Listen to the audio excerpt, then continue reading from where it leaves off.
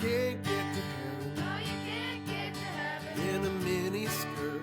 in a mini skirt. 'Cause God don't want 'Cause God don't want no little flirts. no little No, you can't get to heaven in a mini skirt.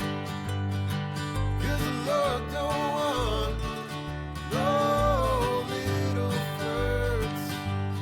No, you can't get to heaven in a mini skirt. 'Cause the Lord don't want no little flirts.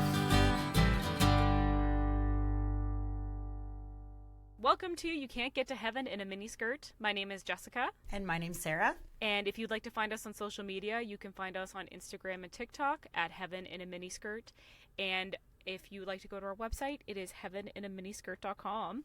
And we have new theme music, as you just heard. We are so excited. And it's a bop. Yeah. It's so good. So that theme music was done by, coincidentally, the guests that we have on the podcast today, which are Josh and Prezleigh, known as the Original Sinfluencer on TikTok. I believe their handle is at Original Sinfluencer. And they have these alter egos called Tristan and Sage, and they pose as worship leaders, and they sing verses directly out of the Bible that are Problematic. problematic. And they're hilarious and incredibly talented, as you can see with our theme music. And I think their music has been super healing for people that have deconstructed and for people that were within Christianity, and offensive for people that are still within Christianity. Yeah, so we interviewed them. It's going to be a two-part series.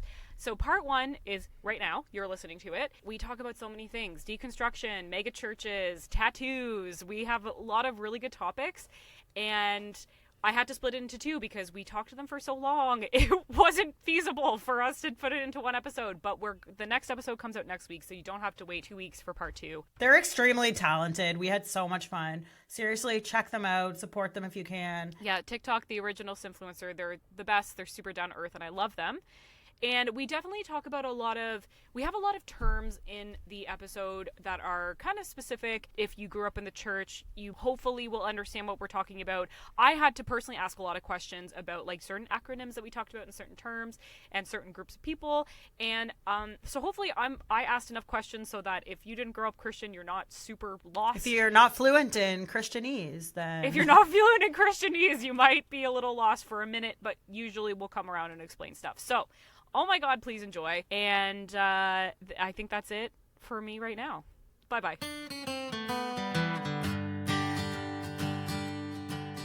Welcome to You Can't Get to Heaven in a Miniskirt.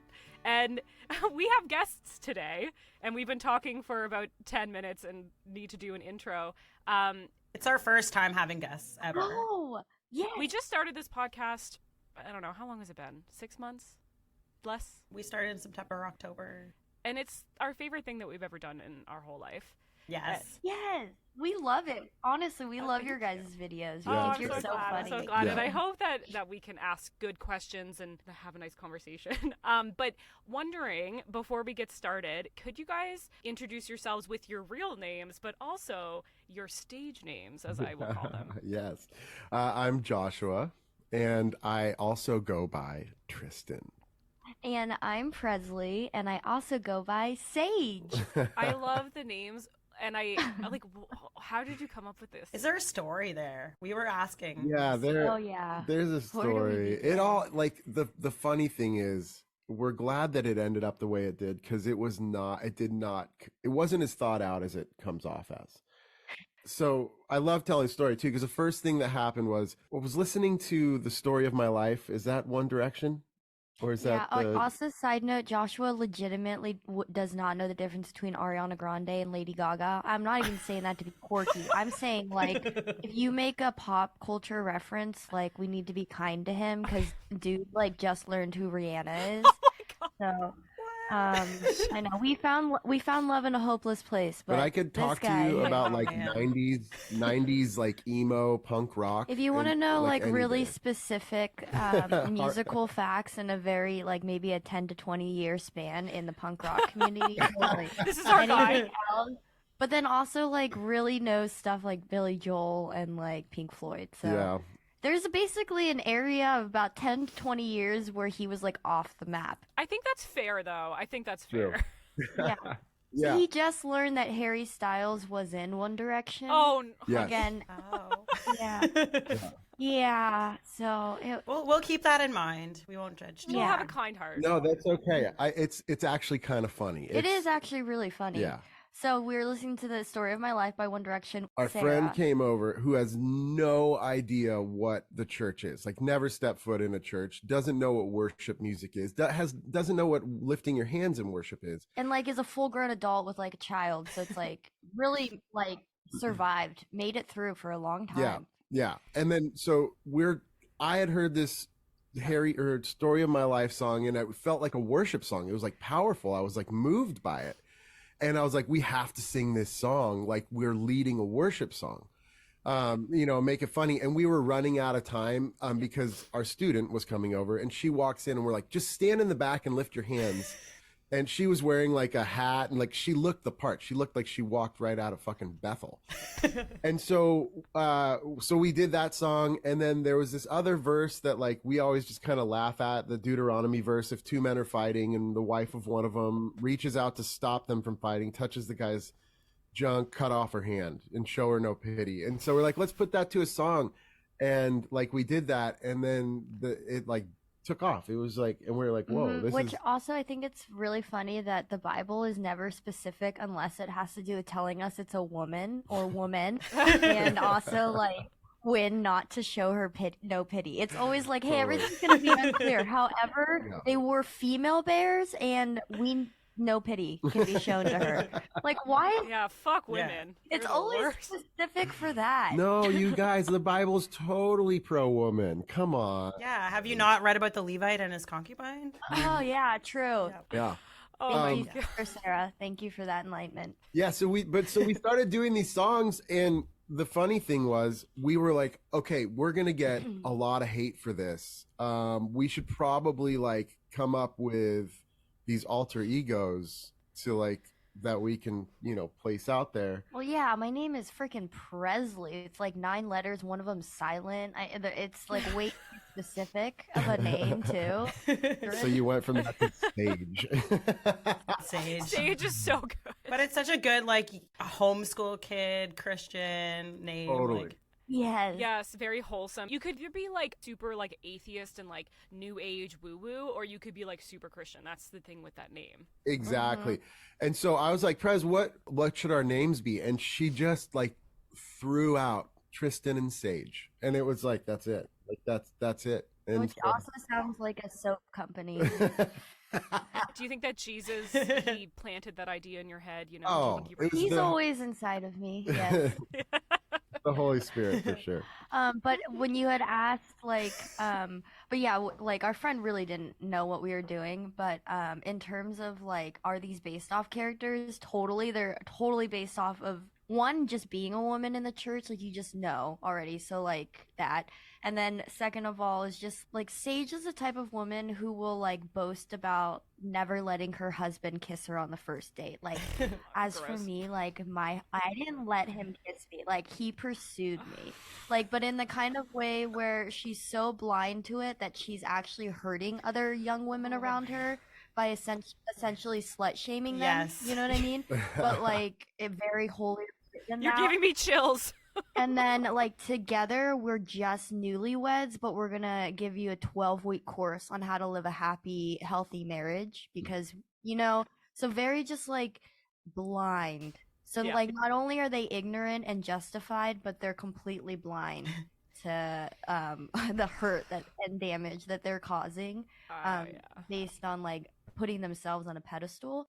I do want to point out that one of the like characters that I think about with this is like a combination of these two women that I do know, and I think they have really good intentions, but one of them was the one who had said like made a really terrible like racist joke towards me, And another one is the type of person who, like, if you say something to them, they're gonna say, "Well, you need to work on your heart." Like that sounds is that you need to work on your It's a heart. heart It's a heart condition. condition. At least it's not a deceiving spirit. I've been told that. Oh God, Spirit of Ooh, deception. careful. yeah, the Yeah, spirit of deception. totally. And so, like, a lot of people always ask, like, how do you keep a straight face? It's because I have, like, so much anger inside of Yes. me that I channel that. Like, we really do have to put ourselves into character because we really don't like being inauthentic.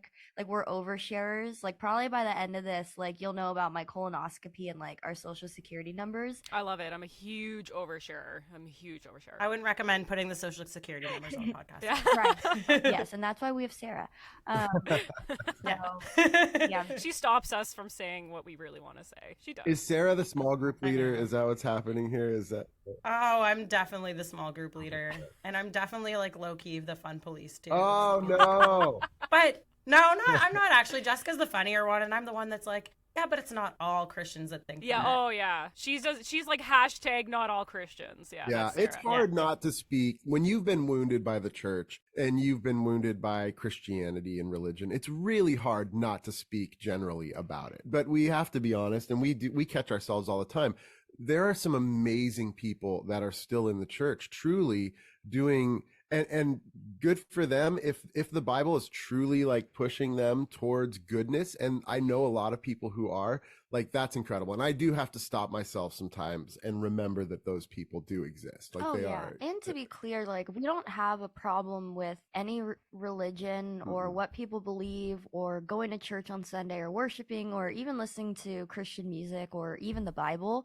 It's just telling other people, or rather shaming other people or forcing other people to believe what they believe, and then like that going beyond into some very hurtful, like very real consequence causing issues. Yep. That's our only Yeah, problem. I think as soon as that impacts other people's rights, Very. that's where you're like, your freedom of religion should not inform public policy. Yep. Exactly. You know. Totally. Especially in the States. Like, I mean, I'm sure stuff like that is happening here, but my God. I know. Yeah. I can't believe it. In Canada, marriage was made legal across the country, like marriage equality in 2005. So that's when Jessica and I were in high school. And so, but seeing it just come in like 2015 for the States, it's so different. It's so confusing having grown up in Canada, and just like, it's weird living in Canada because we are so like in the US, like we're really into the US news, but the US doesn't give a shit about Canada, which is fine. I don't want them to even look at us. But but it feels like everything that happens in your country, it's happening to us too. But I mean, we still do have like a decent sized conservative Christian population. Like the Freedom Convoy in Canada. That you probably did you hear about that? Yeah, Yeah. that was wild. I don't know much about Canadian politics, but that definitely bled into the US. We have very conservative people up here, I guess you could say. And I just don't want to get beat up by a Canadian, because I'll tell you what, I was in Canada once and I saw the craziest fucking bar fight of my life. Like, people were getting hit with pool cues and where in pool Canada balls. was this? Yeah, where It was were in you? Vancouver, and like people were getting hit with pool balls, and like I snuck out the back, and it was a whole thing. And so I was like, I never want to have to fight. It's pretty wild up here. It is. Yeah, it I was. want to It go was, to Canada. it was a fun time. Yeah, come visit. Come visit. Yeah. We're super fun. I know. Yeah, anytime. Yes. Okay. It's funny because We're moving in. We make a let's lot go. of noise with our music. So Yep. We're gonna get kicked out. Okay, so I have a list of questions now. Let's What go. I'm really interested in is megachurches. So I just did a tiny bit of research to give you guys context on Canadians versus Americans when it comes to megachurches. So there are 1,800 megachurches in North America, and only 35 of them are in Canada. oh, And Canada and California have a very similar population, like population-wise, almost the exact same. Oh. And there's 218 in mega churches in California and 35 in all of Canada. So it's just like, it kind of gives you that idea of how maybe not common they are here and how fascinating they are. I think, I don't know about Sarah, but they're fascinating to me because I've been to one in Canada. Sarah's been to one in Canada, and one in the UK. One in the UK as well, yeah. But other than that, they're not that common. And I just have I just have so many questions.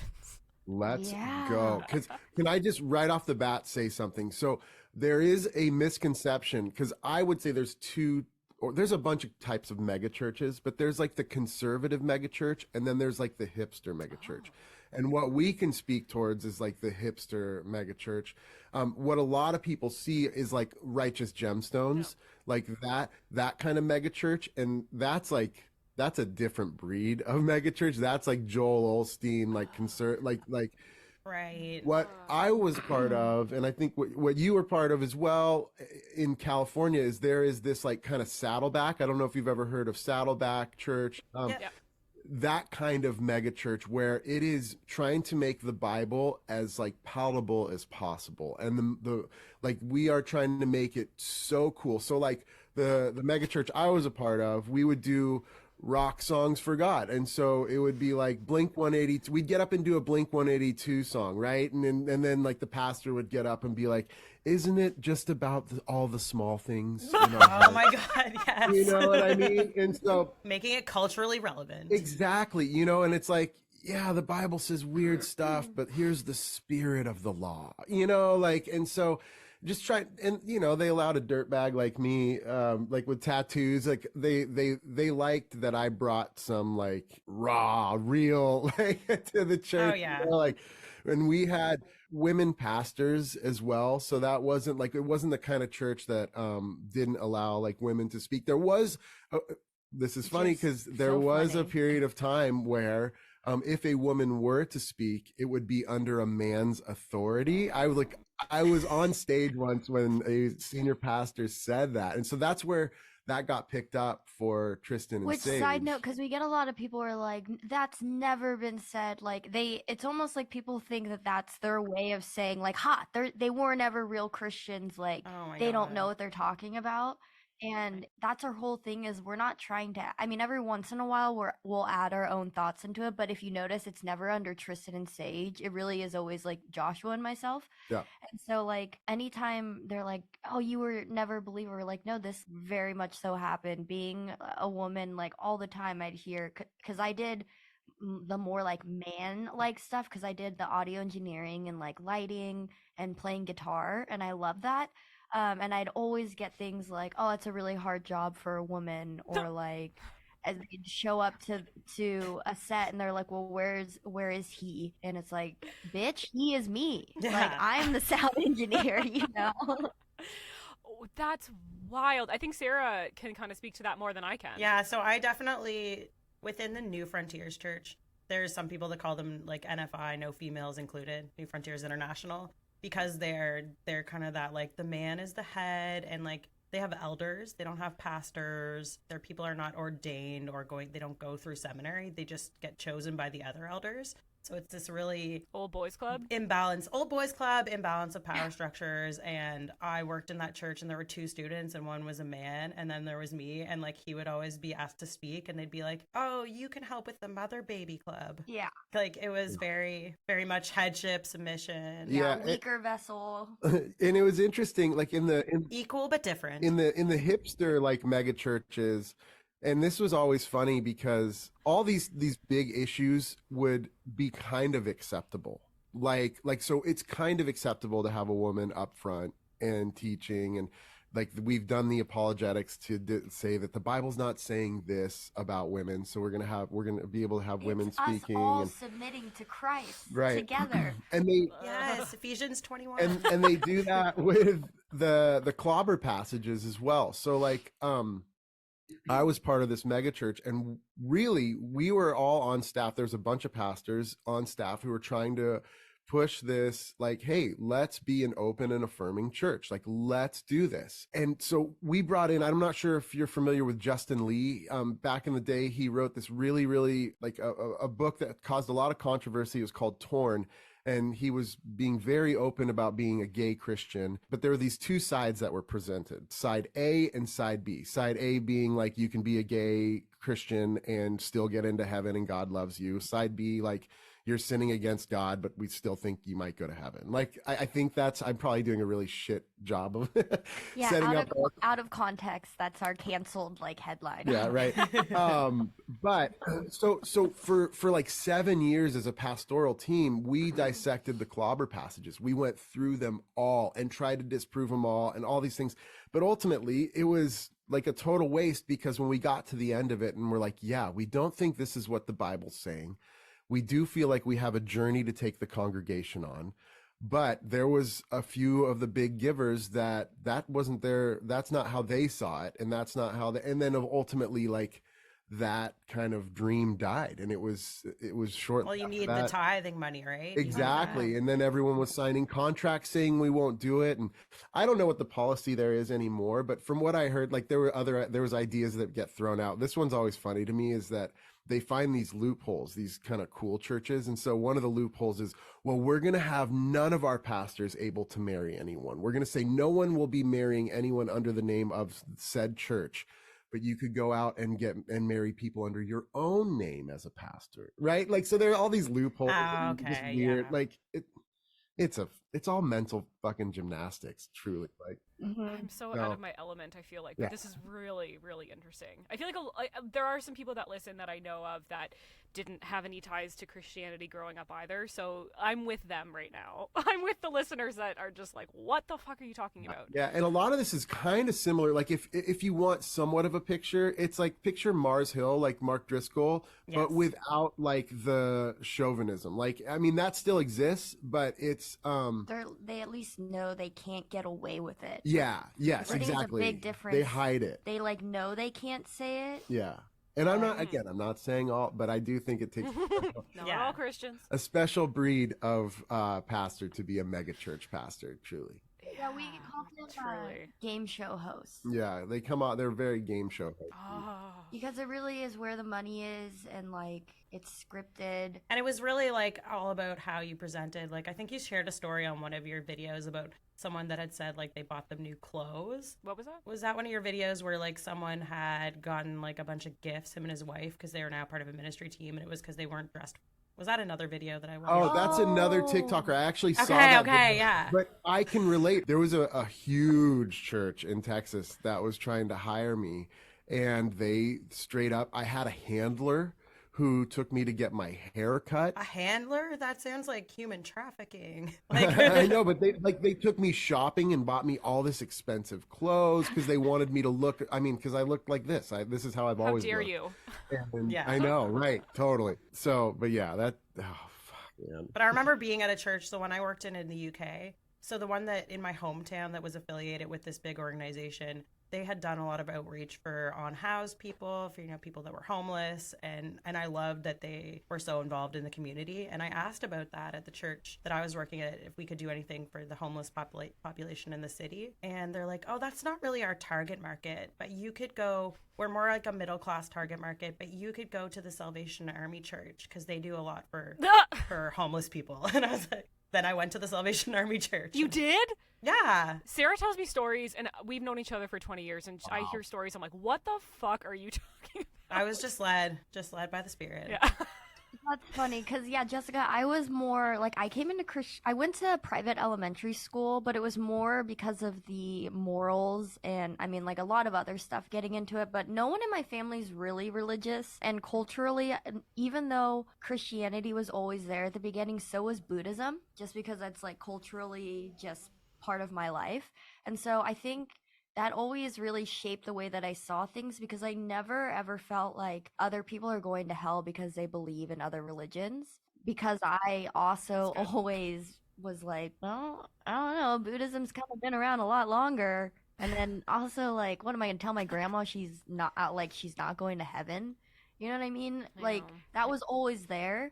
So we were talking about how that makes a difference between our own experiences together, because my deconstruction journey, it just looks so different than Joshua's. Because Yeah, I put myself into church as well at 14 years old. So I didn't come from a religious family. So I always found myself hating the things that I had to believe. Mhm. Right. And I think you're similar in that too. Like, because we didn't grow up in it, we put ourselves into it. Like there were things that I legit, like I hated that the Bible said that gay people were going to hell. Like, I mean, that Yeah. was, or those were the interpretations that were being given to me.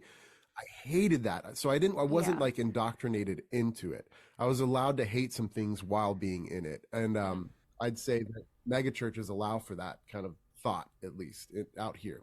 Yeah, until I met like The hipster I met a megachurches. Sarah who like brought me into it and like made me see it in a different way. And I like we're I think we could have still been friends had this person been willing to evolve, but just like nothing to do with religion, just like in general, not willing to evolve. Like I really do think we could have continued to be friends with her still being involved with the church. Yeah. But like there was as soon as like I started thinking for myself, it was like that's it. So that's what made me, yeah. It's weird, like growing up in the church, because you're indoctrinated with certain things, but there are other things that aren't really talked about. Like when I was a child, no one talked about like gay people or that women were not equal to men. And so I remember being around 12 and waking up to verses like, women should be quiet, women should submit to men because man is the head of woman. And I just like delved into it, like with, getting obsessed with like the website Christians for Biblical Equality, and when I was 12, they didn't allow female deacons at my church, so I had a petition signed and I was like really intense on getting them to have female deacons. It didn't work, but Yeah, good for But you that's amazing, though. Sarah. Really. yeah, so it was weird. I feel like on one hand I was like super Christian and into it, but I've also been like a big thinker and questioner, and I really like I find the philosophy behind it and all the different points of view, like like creationism versus intelligence. Yeah. Exactly. I was Yeah. always testing the fences, always. Like every fence I would test. Yeah, So, yeah. like I think I would have been really annoying. Like I was asking so many questions, and they're like, "Don't be a doubting Thomas." Yes, a doubting Thomas. Sarah, you're the one, like, you really wanted to believe, and you just kept asking questions, and you were definitely, I could see you being very annoying to, especially the people at the New Frontiers Church. And we've talked about that a few times before, how they were probably like, oh, Sarah. Yeah, I was the same. Yeah, because Sarah, like when you get down to it, it's just it all is faith based, really, and that Yeah. like is there's no way to prove that. It's not even like I'm not even that black and white of a person where I'm like I need data and facts, but like really there is no other way around it. Is like any sort of argument or fallacy or anything that these believers have always comes down to something that you really just cannot prove. And like, why would we think it's virtuous to have the faith like a little child who is, so innocent and impressionable? Like that just reads that you're going to get manipulated, taken advantage, that there's going to be power imbalances. Yeah, That you would want your followers to be like that. It's a weird sort of dynamic.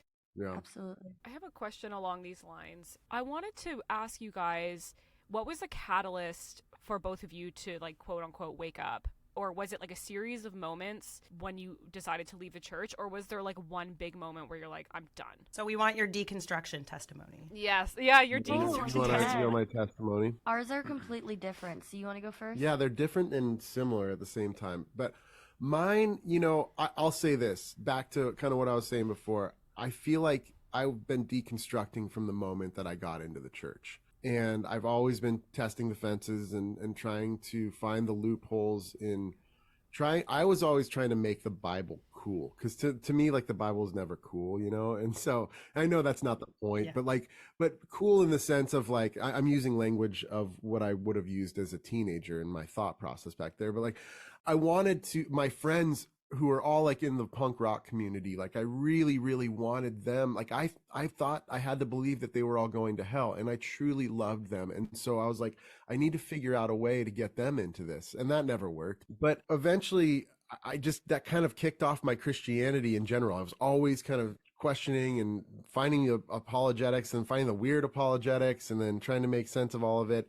And then as I got older, I felt really stuck in it, and it had become my career. It had become like the thing that I was good at. And like, I think I had probably deconstructed for a long time, but the thing that broke the camel's back for me, and I don't share this that often, but my nephew at 10 days old passed away, and it was an awful tragedy, a horrible, horrible thing to happen to my family. And I really felt in that moment, I'm like, there's no way that there is a loving God who couldn't stop this from happening and flood in all the free will bullshit comments with that. The human experience, my humanity leads me to believe that there's no way that represents a loving God or the God of the Bible. And it was just kind of like what broke that moment. And then my exit out of the church solidified all of that, because it was like I was family until I wasn't. And I no longer could put my feet up on the table. It was awful. Yeah. So Yeah. It can be really painful. You lose a lot coming out. yeah.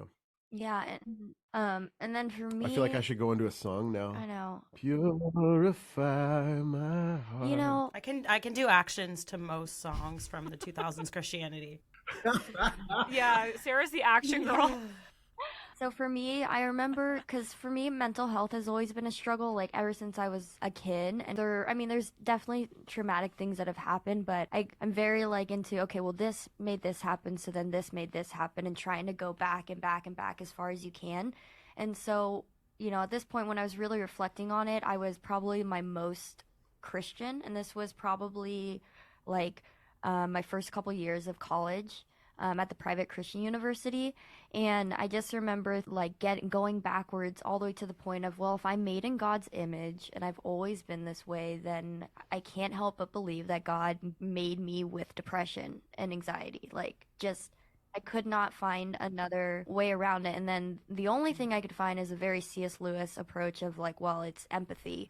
You're to make you a vessel for others. And then I just kept getting into this, well, I just can't imagine being a parent or a father figure or even a creator and creating someone in my image with this ailment.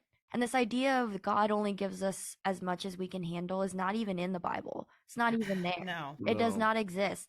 And that's just not true. Like, it is just not factual that someone is only giving us what we can handle. Because then that gets into like, well, then why are there, thousands of children dying in a cancer ward when people are praying for them, so like that in college was really, it's odd because as I was really feeling that, like the deeper I got, the more it solidified my thinkings that this is just not as stable of an argument.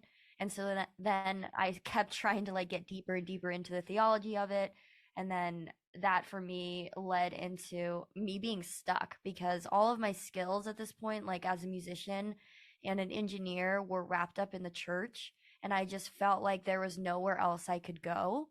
That all of my experience, like really anyone could understand this. Like if all your experience had been in like marketing and then you want to go into the medical field, like anyone, you're just like, how could I, like, why did I spend all this time doing it? And so I was stuck, but then ultimately realizing that I was being a music pastor for a startup church that was eco-Presbyterian, and like already being like financially locked in, finding out that we don't believe in same-sex marriages. And that to me, I really felt like fraud, and I had a lot of guilt and shame in that. And that really started figuring out how could I get out of it type of mentality. But then I got super, super sick. So I was like locked into it more.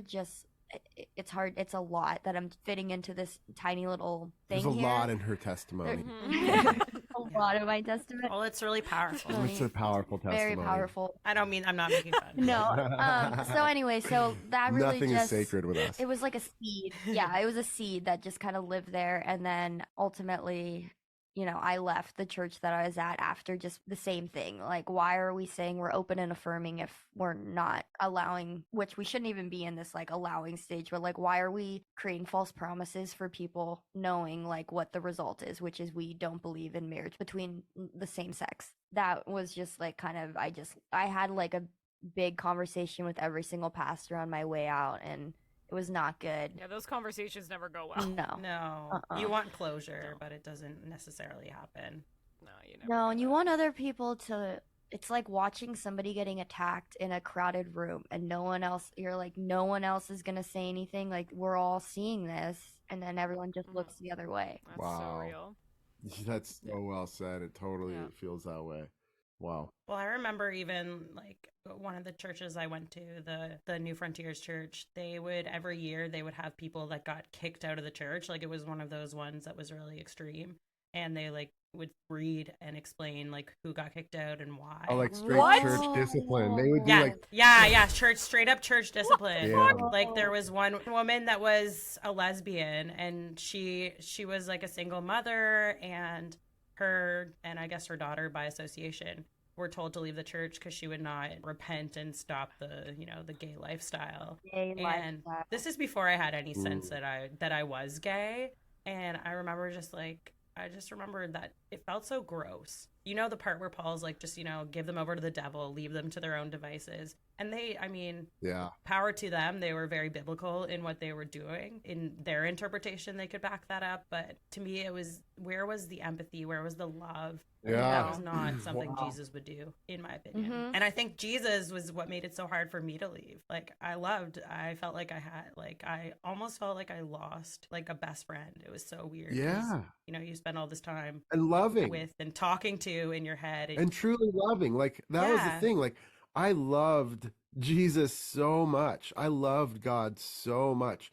So much so that I sacrificed a lot. And it's interesting because a lot of people will ask like, what do you believe now? And we don't know. Like, or at least I mean it kind of ebbs and flows, and I feel like I've afforded myself, I'll speak for myself, I've afforded myself the ability to go, I don't know. I thought I believed one thing for a really long time. And now I believe something different every day, it feels like. But it's ultimately led out of this small form of thinking where it's hard. Suddenly, the God of the Bible and Jesus, it's so tiny. Like it's so small compared to what life really is. Oh, that's And very well put. we keep boiling it down and shrinking it down, but then trying to expand it. Like really, people are trying to expand it. Like that's why you have all these theologians, and they're truly brilliant. They really have like a mind for studying. They're trying to, but really it's so small in my opinion. And this is just my opinion. I don't have science or data to back this up, but it feels lately to me that the Bible has gotten very small. And now that I can peer outside of it, the world is so much bigger and more beautiful and even more connected than I ever thought it was. Yeah, and also like really thinking about it, if God really does exist, if Jesus really, the whole Trinity exists, we really do think that him would find our videos funny. Like, Yeah. because I don't understand why we don't talk about a sense of humor. But a sense of humor, if we have a sense of humor, then why wouldn't God have a sense of humor? I like that. And to think that he doesn't get the joke limits him. So like all of these people getting so upset about how blasphemous or how this is,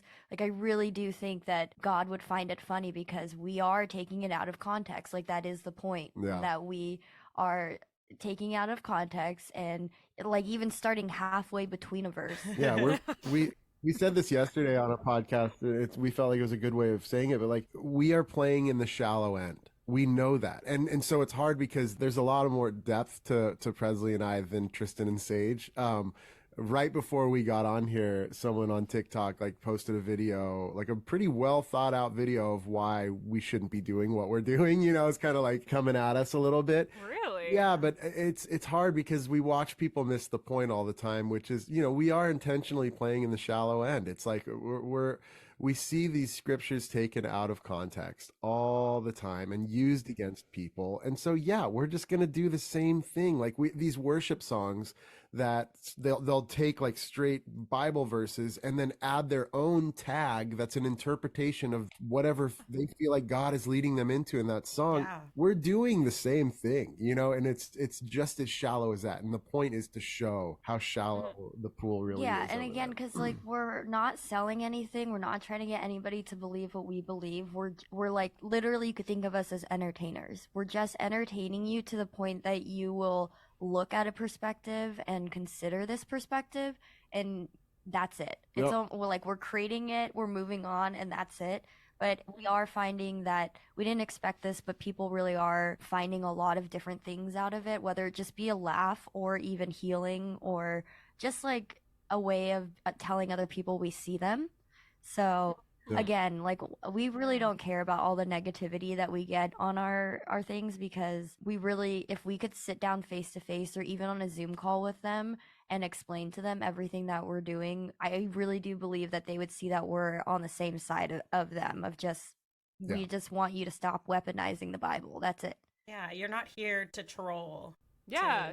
To be a troll and to, you know, make fun. Well, I mean, you're making Oh, fun, we but you're not totally here to are. like deconvert people. Like, No. I No, mean, not at all. yeah, our content, if our content offends you in any way, then it's probably not for you. I find that a lot of the time, and Sarah and I have talked about this, how if what we're saying is so upsetting to you as a Christian, then I don't think that your faith or your religion is very strong. Like, if you Yeah. really believe this, then I don't think that I should be that upsetting to you. Absolutely, you know, and we're probably not doing things right. Like we know that, but here's the thing, like we're having the conversation, and that's what needs to happen, because a lot of this stuff lives inside people. Like I'm so convinced there are so many deconstructed pastors and especially worship pastors out there that feel stuck in their roles. And we know that. We too. know that. We have pastors all the time messaging us, like saying like, hey, thank you, I'm really struggling, I'm in this pastoral role, and it's like we feel that, we get it, we understand it. So here's a list of those people. No, I'm just kidding. You're never ever sure. I've said this before, like it was harder to come out as an atheist or as an agnostic person than it was to come out as gay.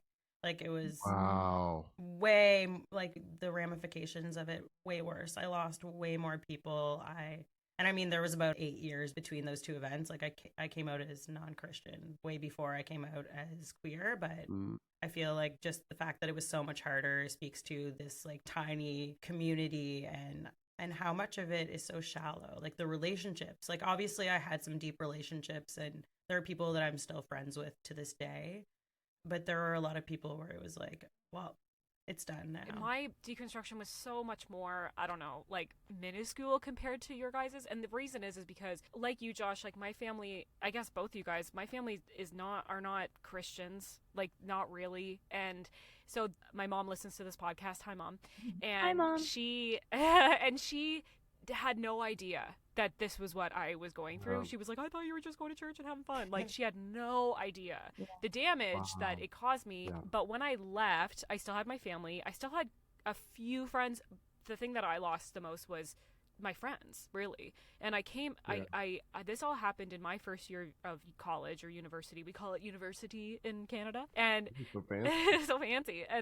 And Sarah went to the UK. I didn't lose Sarah as a friend. I never did. And we actually ended up living together. No, Sarah was getting stoned with you every day in our apartment. while she was deconstructing from Christianity. So that was. And then getting kicked off the teaching Sunday school because she got stoned and she got told on.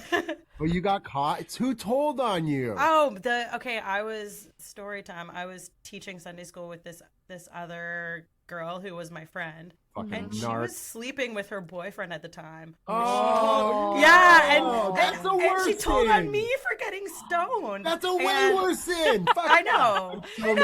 about this right now. And like weed wasn't legal in Canada yet, and there's that whole thing of it's illegal.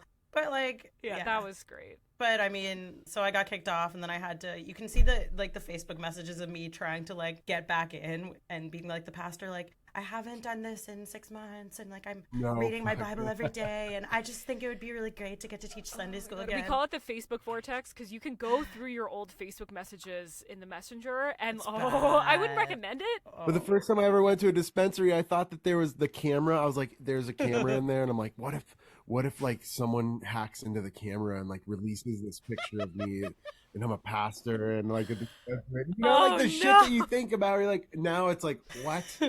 Why did that even matter? It's so dumb. I know. And and like drinking was part of my testimony in school because like I probably drank in like high school and then I went to the church after and then everyone. I used to be into drugs and alcohol, and then God Jesus saved me. Actually, I think Josh, in one of your TikToks, you said that you always had this like great testimony because you didn't have a Christian family, so everyone wanted you to say your testimony. I was similar in that way. They always wanted me to say my testimony, and I'm like, I drank twice ever, and then Jesus saved me, and like that was like the best story ever. Like, Yeah, Totally. absolutely. Yeah, but I honestly, that's something I'm gonna start hitting a little hard on TikTok is testimony culture, because I think it is one of the most harmful and damaging things that the church does, and not a lot of people are talking about.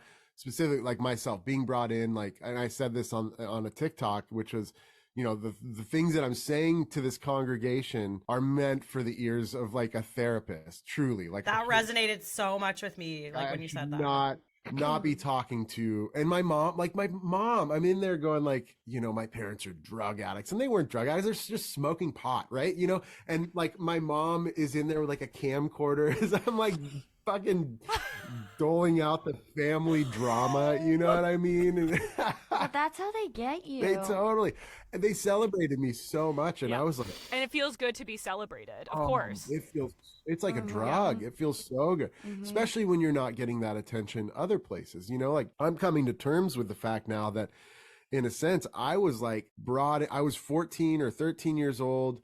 They tricked me into going church, like looking at it now through that lens and going like, oh yeah, they brought me in and like indoctrinated me and like taught me all this weird stuff. Like, whoa, that's heavy. And they made you feel special. They probably love bombed you. Like, I hate saying that Christianity is a cult because like that's a very controversial subject, I'm sure, but it has a lot of cult like tactics. Like, this is exactly how people get indoctrinated to a cult. It feels so good for people to give you attention. And I got a lot of attention from my parents and at home, but the church, it just was like, it was another level of validation and love. And so I can't play any instruments, but I would sing on the worship team. And my mom always jokes, she's like, the only reason you ever went to church is because you got to sing. And I'm like, that isn't untrue.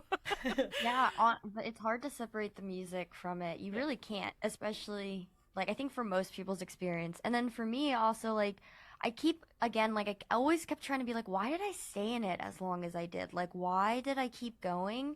And I really can't separate it from race, because really it felt like almost similarly to like wearing the right shoes that are like in, or like the right store brand that's in at the time. Like going to church made me feel like I was wearing this shield of like, I'm not Asian, I'm like you. That's and really interesting. it was really, because then it was like a way for me to, I don't know, I never felt like proud of being Asian. I always felt like I was like white, honestly, because I like being in it for so long, like literally praying to God that he would make me white, like, like saying it outside. It's been a long time, but like saying it out loud, you're like, what? Yeah. But I mean, when even like artwork is depicted of people in heaven, growing up in the early 2000s, there was never anybody who looked like me in any of those drawings, and if they were, it was just like a brown-haired girl. You know what I mean? So like that indoctrination at a young age, like also I think really played a huge part in keeping me in it for as long as I could. And did they like to use you for diversity as well? Oh yeah, always, because I played guitar and I did, sound engineering and all of that. And then like they'd always use me for videos or like announcements or like solos. And then you get it in your head where you're like, do they even like me as a person? Like, am I actually serving? Like, do I have these gifts? Am I anointed? It's like, it's just all, again, the mental gymnastics of it all. Mm-hmm. That's really interesting. I don't have any perspective on race and religion. I don't know, Sarah, have you ever come across? I think like what I look back on is just the way that we would talk about developing countries with respect to missionaries. I just remember, like the classic like hipster white girl being like, I have a heart for Africa. And you're like, Africa's a whole fucking continent, man. Yeah, Like, what part of Africa? Yeah, what part of Africa? Do you know anything other than like World Vision commercials? Like, let's be honest. Right. Name 3 countries, go. Yeah. And I look back and they're like, I've done the whole, the missionary trip to like developing nations. And I look back at pictures and I'm just like, oh my God, I cringe so hard. Oh yeah. Yeah. I did a lot of missions trip, a lot of missions work. And it's such like a prideful, conceited thing to be like, we are superior and we're going to come and share our knowledge with them. Yeah. I guess I didn't really make the connection between colonialism and evangelism, but you really do see the connection. Oh my gosh. Yeah. And I was, one of the places that I would spend a lot of time, and thankfully, like we didn't do much damage, I don't think, in the sense of we weren't like going around and like preaching. We were going around and like kind of providing aid to villages, but I would go to Myanmar, to Burma or Myanmar, and I mean, you still see colonialism there, like in the architecture and the way that things were built. I mean, it's just like you see it, you're faced with it. And so as a white person, like going there, it just falls in line. At least at that time, it was really, really weird, and it felt really, really like disgusting and gross. But at the same time, we were connecting with, kids who like had nothing. Their families, their parents were all dead, and we were, like the horrific deaths. They'd seen their families die. They'd seen their families get murdered in front of them. And so I'm still trying to reconcile that because, we loaded them up on a bus and took them to the beach, and it was like the best day of our lives. But then there's just this like white savior complex that happens, and I don't know how to sort all through that. So missions work is a really, really that's the one that I'm having the hardest time probably unpacking. It's really complicated because it's easy to be like, oh, it's all bad. But I remember going with a group of dentists once, and they were providing free dental care to kids who didn't have access. And you're like, that's huge for these children, right? Like, it's a major public health crisis not to have access to dental care. And so when you're actually providing a service and making people's lives better, and not just like, you need to be Christian like us. It's complicated. But was part of your mission trip, like, obviously it wasn't just dental care? Oh, I shared my testimony on the street. Some street evangelism. See, we weren't allowed to. If we did, like, we could get killed in the areas that we were in. Oh, and so okay. And this was like not run through an organization. We kind of put the trip. So my friend had met these people on a YWAM trip, and then he had started going back every year. And so I started going with him. And so it was a little more of like going to see family and hanging out. The funny thing is like we would tell everyone, like, or at least I would be like, it's a missions trip, and people would like pay for it. And I'm like, like, no joke, like a week, into the trip, I'm like sitting at a cafe, like smoking a cigarette and having a beer, That's bad. You should be kicked off teaching Sunday school. Yeah. But the justification was it was culturally okay for Christians, like pastors, to have a cigarette and a beer, or like something. No like wonder that. you loved it there so much. Totally. And to be clear, when he says we, I was not there. Oh yeah, this is we meaning like I the group, the group I was with. I was not a white man, so I was not on that trip. Yeah.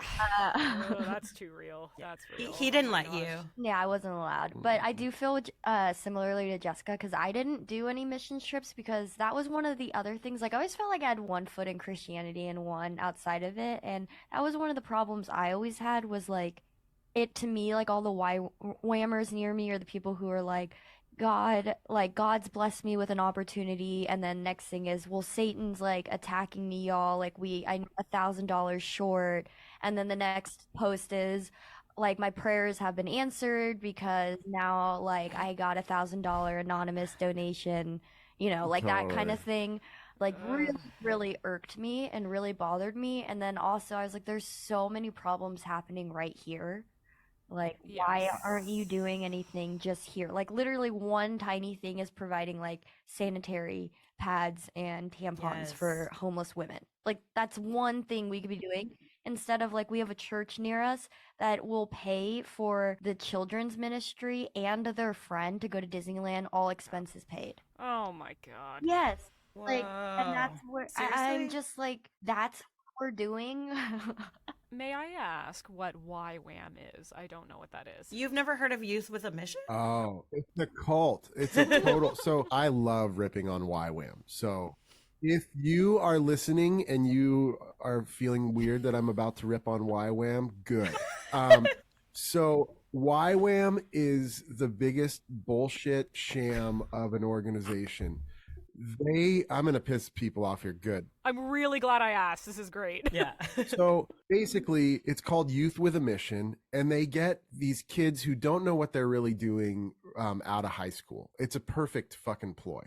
So they say, and then, we need you to raise this much money to come to YWAM, and then we're going to send you out and do missions work. And I'm telling you, the places that they send some of these kids are fucking crazy and unsafe and like really irresponsible. But also like, and a lot of times it's some like girl from Nebraska who has never even been outside of her hometown and is suddenly finding herself in Bangladesh and like in crazy situations. So, but then there's another side to it where you can raise money and then go spend 3 months in Hawaii because Really? that's where the main base is, and that's where you train to become a missionary, to be sent out sometimes to places like Bali to do surf ministry. Or And it's where you meet your husband too. oh yeah, big time. Yeah. How do you get assigned to the good ones versus the bad ones? It's just luck. You I pray have a theory and that you journal. have to be good looking to get assigned to the good ones, and I'm not kidding. I think that That's probably true. It's like working the cash at Dairy Queen. Yeah. Yeah. Oh, or yeah. an Abercrombie and Fitch floor model. Yes. So that's the toxicity of YWAM to like white American people mostly. Like I feel like it's a very like a white thing to do. I do like too. It's always like not to be stereotypical, but I'm gonna be stereotypical. Like they always have like coordinates tattooed on them, or like a map tattooed on them, Oh, yeah. a compass. Yeah. And then like Yes. they still have like a bunch of bracelets from like every country they've been to. Like Totally. those like threaded ones. And they're just longing for their next missions trip because the profile picture of them holding like a child is Oh yeah, is with starting like to a fade. headband, no makeup, and an orphan child. Anyway, Well, it's a high. Like people get addicted to that shit. totally. So Yeah. it's an awful organization if you're thinking about going to YWAM. It's the equivalent of going to Hillsong to learn worship. Like that is Oh. like that. Yeah. Don't do it. Did people in Canada do this? Oh yeah, it's like all over the world people do it. Yeah, it's huge. Yeah, see, a lot of these things just, like, I was very, and I talked about this before, but, like, I barely listened, you know, in Christianity. There were things that permeated so deep that I still have problems with, but luckily for me, there were a lot of things that they just were off my radar completely, and also I didn't, because I said my story is similar to your, Josh's, but, like, I feel like nobody, like, grabbed onto me and pulled me in deeper, and I got really lucky. People kind of tried, but then they like gave up. Sarah brought me in, but she didn't pull me in too deep. Yeah. Yeah. I kind of just No, like I just jumped the deep end myself. Like, yeah, and I was kind of a poster child for it because I had a past, right? Like I had a story. And then on top of that, I played music. So they like wanted a piece of me right away. Like the second week after I became a Christian, they put me on stage to start leading worship. I didn't even know what the fuck I was doing. Oh, we love young men though. Young men they're so wise. Yeah. no. So Very wise, not problematic at all. And, you know, giving a young man a stage and attention, you'd think there'd be like accountability Well, we and need things set in place, to but no. get them used to being able to speak, and everyone listens. Men need respect. They need Yeah. respect. The church that you originally went to, Josh, was it the same one that you stuck with for all those years? No, I grew up going to this really small Presbyterian church in the town of Carmel, California, where Clint Eastwood was our mayor. I feel like that was a Mad Lib. Like, No, it's true. If you look up, like, if you've heard of Pebble Beach, like the Pebble Beach golf course, or Okay. it's the Monterey Peninsula. It's very famous if Okay. you look it up. Yeah, Clint Eastwood was Brad Pitt, Jennifer Aniston, like have like famous people Yeah, they live had a house there. there. Like, Wow. Yeah. oh, so fancy. I was not wealthy or fancy growing up. There is a trailer park. There's a trailer park there that I lived in, yes. But what age did you end up going to the mega church? Right out of high school, I had met someone that introduced me to this church, and I got hired on as the high school and junior high worship pastor or worship leader right out of high school alongside I was a junior high intern, but then I was also in a band at the time, and so that was like all happening at the same time. Right out of high school? Was the band a Christian band or a secular No, band? so it was a secular band, and so like I was Secular. I was on I know. I was doing like I was on Warped Tour and stuff at the same time where I was like Really? doing this, and then over the course of 20 years I became one of the executive pastors at the church, and so I was over the whole Sunday service. And It's just like somebody, like I guess I got really lucky that I didn't end up like Sarah, not so much. Well, I mean, I was worked to the bone. Like when I was in grade 12 last year of high school, I was going to church 6 days a week. You were? See, Yeah. Sarah and I were best friends. Like literally I moved to the same city when I was 12, and we've been best friends pretty much since then. So we're 32 now. So it's 20 Yeah. years. And she's like, you went to church 6 nights a week? I thought we hung out. Like, what are you talking about? I didn't sleep much. What the fuck? And then, Yeah. like, even when you were in the UK, we talked. And then we lived together after that, and I still didn't know this stuff. Well, I feel like so much of it was like an inner journey too. Like, you know, we've talked about like me being scared at night because I was terrified of demons and just like yeah, like I would lose sleep and I'd be like, Do you use the name of Jesus to get them away? I did. Me too, Sarah. I even did like salt around the perimeter and like baby oil. That's not of and- God. That's not of God. But yeah, That's some witchcraft shit right So there. basically, like I have, so Yeah. I have chronic Lyme disease, and I didn't know it until only a couple years ago. But during this time, I was like super trying to be as religious as I could, and like finding the theology behind all things, and like apologetics and all of that. And I basically didn't know that I had Lyme disease, which is important because it's a neurological disease and it affects your brain, obviously. So I thought I was having, you know, like these demonic visits, I guess, Yeah. and like visions, and I was really scared, and was sleeping with my apartment door open and like staying on the phone and like FaceTime with friends, and like the pastor was gonna come to my apartment and like pray over it and all of this stuff. But really, like Lyme disease is a bacterial borne disease that's affecting my brain, and it comes in cycles. And so I wasn't having demonic possession cycles. I was going through like Lyme disease episodes where I was literally having hallucinations and all of this stuff. And I remember legitimately feeling like I needed to pray more and like not go to a hospital, but just pray. That's so fucking dark. Like that was how inundated I was with it. And Because it's never God's fault, right? It's never God's fault. No, it's your fault. No. yeah, and also like, you know, that idea of it means you're doing good work. Like when the enemy is attacking you, it's because you're doing Yeah. good work. You guys, what the fuck are you talking about? What? Oh Have my you read the God. screw? Have you read Totally. the screw tape letters? Oh, of Oh, course. yeah. You're a target. Good. You were a target because God was using you, so Satan made you a personal I target. know. What? Like that's some fucked up shit you have to What the like believe. You know what I mean? Like, It's already hard enough to be a young adult. Like, yeah. And then you think like, if I'm doing really good, I'm gonna have a target. Well, why was I sleeping with my apartment door open? That made me feel safer. What is In I am LA. in LA? What's wrong with me? God. What was I doing?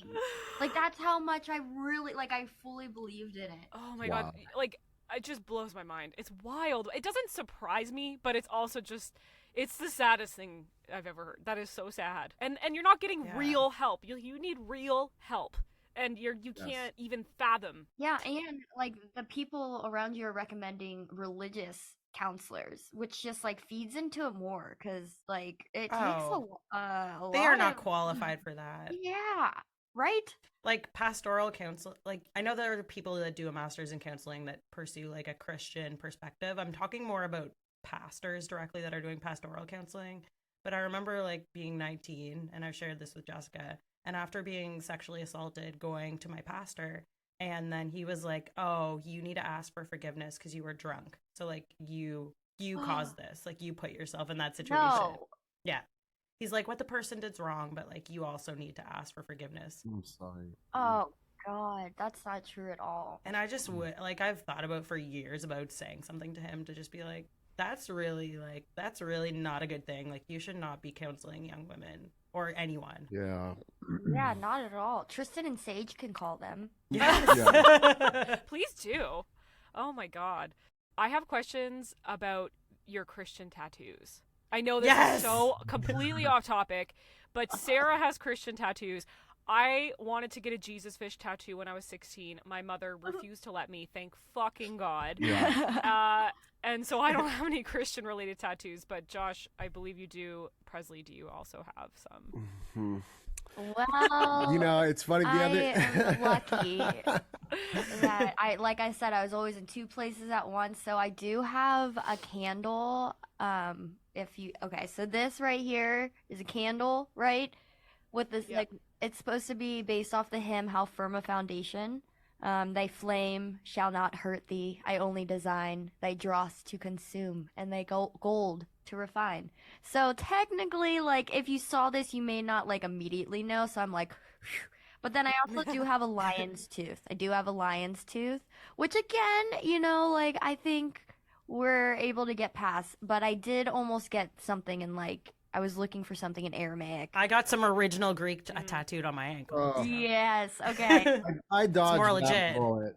I mean, so my tattoos are more like Bible inspired, I'd say. Like I have my first tattoo. I got the word grace. Oh my God, classic. You on, did?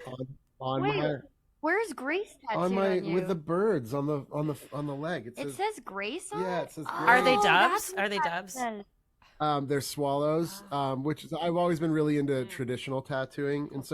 And let me be clear. The reason why I got Christian tattoos, because I always thought I was like a little nerdy. That's why I didn't get a lot, was that because it gave me it's what I could justify getting tattooed at the time. Like because I Right. wasn't allowed really to get tattoos. The other day I was like, thank God I don't have a Bible verse tattooed on me. And then I remembered my whole fucking chest is a giant Bible verse. What? Oh no. Which is it says love and mercy, and there's a scripture. It's like take love, take mercy, make a necklace There's a out of Sacred it. Heart on it too, Yeah, isn't it? yeah. And then I have praying hands here, but the fingers all fucked up, like the tattooer messed up to the finger. Have It's you so ever worth been it. coloring in a coloring book and you didn't color the right lines, and until you color it, you realize what you were supposed to color? That's what happened to his arm. Oh my I'm God. convinced. I have a Bible verse with a missing letter that they added in after. I remember when you got that tattoo, and I was like, Sarah, it's not spelled right. Were you the person that texted me that? I think it was you. Probably, because it's on your foot. Because I sent a picture. It was like perfect love casts out fear, but they put perfect love cast out fear. And then they added in the S after, but it's bad. Luckily, like, foot tattoos tend to fade, so that probably isn't, like, super clear anyway. Oh, I got it touched up. Oh, of course you did. Of course you did. Sarah. Oh Oh, my Jesus. God. And then you have also, like, King of Kings, I have King of Kings on my leg with 4 fucking king cards. which made me laugh out loud when I saw that TikTok. I was like, perfect. Perfect. King of Kings with the king cards. Fucking love it. It's amazing.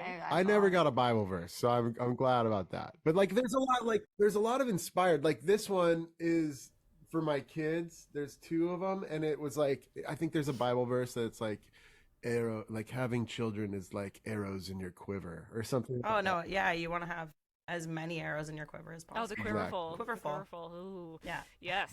Like, Yeah. but I think luckily a lot of the tattoos that you guys both have, except for the prayer hands, I'd say that's pretty Christian. But you can kind of play it off. Thank you. Sorry I'm about the prayer hands. I'm really sorry.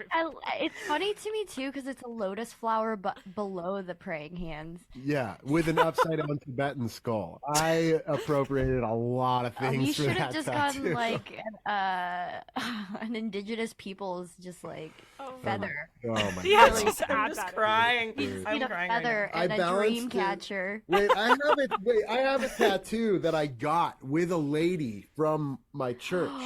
I have an infinity tattoo, which is my Don't say infinity tattoo, infinity sign. infinity let's, sign So let's say it loud tattoo, and which proud. it now looks just like a pair of fucked up glasses without the It's like So you have like the most quintessential white girl tattoo in the whole world. I Is that what have you're the saying? white girl tattoo. Well, I have Oh, two. yeah, I have 'cause- 2 of them. I have 2 Oh. very white girl tattoos, which is my second is my white girl Pinterest I'm traveling tattoo. What's that? What the? oh, it's yes, it's a the little paper airplane. airplane with the Oh like my God. Do you have dashes behind it though? Yes, Fuck he yeah, I got does. red dashes. Yeah. Because he's I Oh quirky. wow. It's because I'm Oh quirky. my God, you guys, that's amazing. At least you don't have like a bloody crucifixion or something on you. Oh, Like, my God. I have friends who do, and I'm like, thank God I did not get a Jesus tattoo. And that's the end of part 1. Next week, we'll be back with part 2 of our interview with Josh and Prezleigh. We hope you enjoyed this one, and we hope to see you back next week.